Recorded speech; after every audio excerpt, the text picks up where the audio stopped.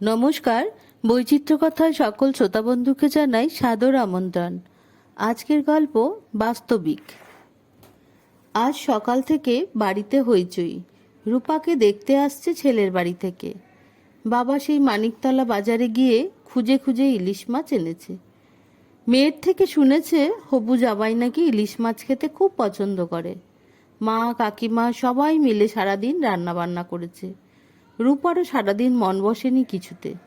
মাস দুয়েক আগে ম্যাট্রিমোনিয়াল সাইটে আলাপ তথাগতর সঙ্গে। পড়াশোনাটা খুব বেশি করেনি রূপা, তাই অনেকটাই পিছিয়ে যাচ্ছিল। ও মনে প্রাণে নাচটাকে আপন করে নিয়েছে। ওর সুখ দুঃখ সবের সাথেই ওর নাচ। তাই তথাগত যখন বলল যে ও বিয়ের পরেও নাচটা চালিয়ে যাক, রূপার তখন থেকেই ওকে পছন্দ হয়ে গিয়েছিল। তথাগত ব্যাংকে চাকরি করে, দেখতেও ভালো। জামাইয়ের মধ্যে যা খুঁজেছিলেন সব পেয়েছেন রূপার বাবা। নিজেরা অনেক কথা বলেছে ওরা, তবে ওদের বাড়ি থেকে আজই প্রথম দেখতে আসছে। যদিও ফোনে কথা হয়েছে ওর বাবা মার সাথে, তাদেরও মত আছে আজ একেবারে দিন পাকা করে যাবেন। বিকেল থেকে সাজগোজ শুরু হয়ে গিয়েছে। সবাইকে দেখে ওর খুব চিন্তা হতে লেগেছে। তথাগত বেরিয়ে ওকে এসএমএস দিয়েছে আর লিখেছে, can not wait to see you. এসএমএসটা দেখে মনটা শান্ত হলো একটু। ও অকারণেই ভয় পাচ্ছে। যথাসময়ে তথাগত ওর বাবা মা এসে গেলেন। কিছুক্ষণ বাদেই ওর ডাক পড়ল।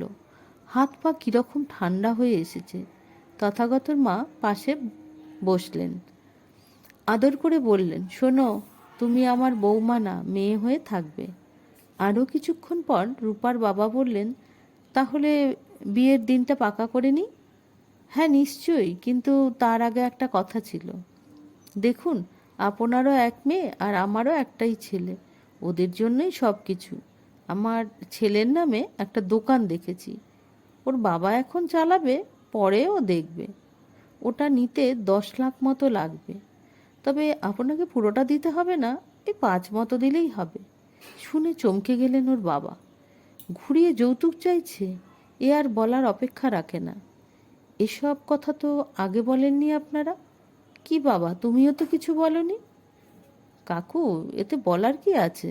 দেখুন, আমরা তো সবই মেনে নিয়েছি। ও তো গ্র্যাজুয়েটও নয়, আর বিয়ের পর বউ নেচে বেড়াবে, এটাই বা কজন মেনে নেয় বলুন তো? আর আপনি তো এইটুকু মানতে পারছেন না। রূপার বাবা কিছু বলতে যাচ্ছিলেন, ওর মা থামিয়ে দিলেন। চাপা স্বরে বললেন, তুমি আর না করো না। মেয়ে এতদিন ধরে মেলামেশা করছে, মনে মনে ওকেই নিজের স্বামী বলে মেনে ফেলেছে। এখন বিয়ে না হলে ওকে সামলাতে পারবে? যদি কিছু করে বসে।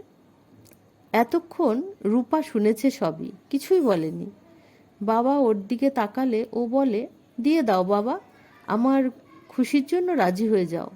ওর বাবা অবাক হয়ে মেয়ের দিকে তাকালেন, তারপর দীর্ঘশ্বাস ফেলে বললেন, ঠিক আছে। তথাগতর মাও মুচকি হেসে ভাবলেন, না রাজি হয়ে আর উপায় কি, মেয়েটাকে ভালোই হাত করেছে আমার ছেলে।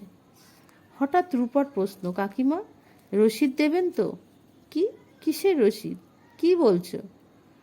দোকান ওর বাবার নামে কেনা হবে। দোকানের কথা কে বলেছে? আমরা যে জিনিসটা কিনছি তার কথা বলছি।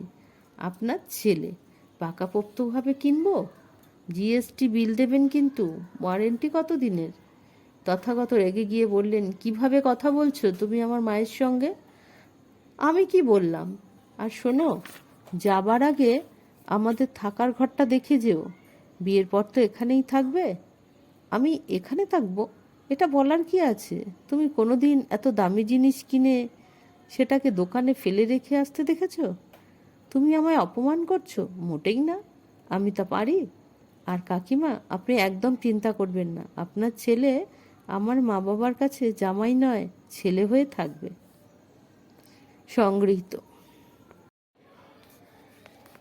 ভিডিওটা যদি ভালো লেগে থাকে তাহলে বন্ধুরা অবশ্যই আমার চ্যানেলটিকে সাবস্ক্রাইব করবেন আর লাইক, শেয়ার ও কমেন্ট করতে ভুলবেন না।